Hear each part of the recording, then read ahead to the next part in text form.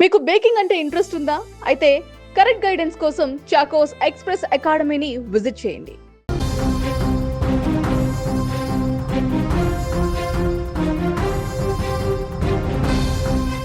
ప్రశాంతంగా సాగిపోతున్న ఆ ఆధ్యాత్మిక యాత్ర ఒక్కసారిగా రక్తపాతంగా మారింది. భగవంతుడి నామస్మరణతో సాగుతున్న ఆ అడుగులు అక్కడితోన ఆగిపోయాయి. కారణం, ఒక 11 ఏళ్ల బాలుడి చేతికి దొరికిన కారు స్టీరింగ్. థాయిలాండ్లో జరిగిన ఈ ఘోర రోడ్డు ప్రమాదం ఇప్పుడు ప్రపంచాన్నే ఉలిక్కిపడేలా చేస్తోంది. కేవలం 11 సంవత్సరాల పిల్లాడి నిర్లక్ష్యపు డ్రైవింగ్ వల్ల ఏకంగా 9 మంది బౌద్ధ సన్యాసులు ప్రాణాలు కోల్పోయారు నడి రోడ్డు మీదనే.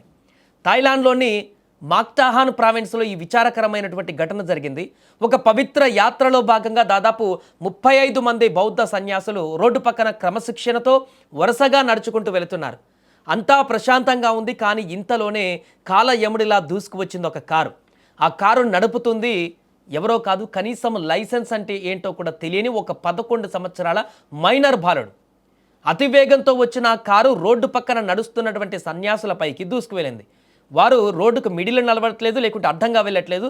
రోడ్డుకు ఒక సైడు చాలా చక్కగా నీట్గా లైన్గా నడుచుకుంటూ వెళ్తున్నారు. అయినా కూడా రెప్పపాటులో ఏం జరిగిందో ఎవరికి అర్థం కాలేదు. అక్కడ సన్యాసులు గాల్లోకి ఎగిరి కింద పడ్డారు. ఈ ఘోర ప్రమాదంలో 9 మంది సన్యాసులు అక్కడికక్కడే ప్రాణాలు కోల్పోగారు.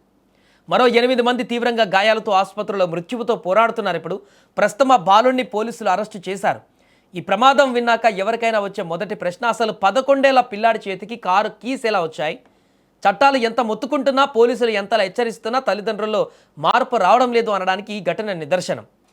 మా అబ్బాయి ఇప్పుడే కారు డ్రైవింగ్ నేర్చుకున్నాడు, మా అమ్మాయి చాలా బాగా స్కూటీ నడుపుతుందని సోషల్ మీడియాలో రీల్స్ చేస్తూ సంబరపడే తల్లిదండ్రులు ఒకసారి ఆలోచించండి. మైనర్ల చేతికి వాహనాలు ఇవ్వడం అంటే వాళ్ళ ప్రాణాలతో పాటు రోడ్డు మీద వెళ్ళే అనేక మంది అమాయకుల ప్రాణాలను కూడా పణంగా పెట్టడమే. పిల్లలపైన మితిమీరిన ప్రేమ, నిర్లక్ష్యము ఇవాళ 9 మంది సన్యాసుల ప్రాణాలను బలి తీసుకుని ఇంకా చాలామంది ప్రాణాలతో కొట్టుమిట్టాడుతున్నారు. వారి పరిస్థితి కూడా విషమంగా ఉంది. ఒక మారణాయుధం అని ఎప్పుడు గ్రహిస్తారు పిల్లలకు డ్రైవింగ్ ఇవ్వడం అనేది? ఇలాంటి ఘోరాల పట్ల థాయిలాండ్లో చట్టాలు ఎలా ఉన్నాయి? థాయిలాండ్ మోటార్ వెహికల్ యాక్ట్ ప్రకారం కారు నడపాలంటే కనీసం 18 ఏళ్ళు నిండి ఉండాలి. అక్కడ లైసెన్స్ లేకుండా బండి నడిపితే భారీ జరిమానాలు కూడా పాటు జైలు శిక్ష కూడా పడుతుంది అక్కడ. అన్నిటికంటే ముఖ్యంగా ఒక మైనర్ ప్రమాదం చేస్తే దానికి ఆ పిల్లవాడితో పాటు అతనికి వాహనం ఇచ్చిన తల్లిదండ్రులను లేదా సంరక్షకులను కూడా చట్టం దోషులుగా గుర్తిస్తుంది. అక్కడ పిల్లల నిర్లక్ష్యానికి తల్లిదండ్రులకు కూడా జైలు శిక్ష పడే కఠిన నిబంధనలు అక్కడ ఉన్నాయి. ఈ కేసులో కూడా బాలుని అరెస్టు చేసిన పోలీసులు అతనికి కారిచ్చిన వారిపైన కూడా కఠిన చర్యలు తీసుకునేందుకు సిద్ధమవుతున్నారు. చట్టాలు ఎన్ని ఉన్నా, శిక్షలు ఎంత కఠినంగా ఉన్నా మార్పు అనేది మన ఇళ్ల నుంచే రావాలి. పిల్లలు మారాన్ చేస్తున్నారని బండ్లిచ్చి ప్రమాదాలు కొని తెచ్చుకోవద్దు. ఈరోజు థాయిలాండ్లో జరిగింది, రేపు ఇంకెక్కడైనా జరగవచ్చు, మన వీధిలో కూడా జరగకూడదు అంటే తల్లిదండ్రులు ఖచ్చితంగా బాధ్యతగా వ్యవహరించాలి. ఆ దారుణమైనటువంటి విజువల్ చూస్తేనే గుండె తరుక్కుపోతుంది. ప్రస్తుతం వైరల్గా మారుతుంది విజువల్ చూడండి. క్షణాల్లో రెప్పపాటులు ఎవరు ఊహించలేదు ఆ ప్రమాదాన్ని. వారు ఒకవైపు రోడ్డుకి సైడ్గా రోడ్డు దిగి మరీ నడుచుకుంటూ వెళుతున్నారు లైన్లో.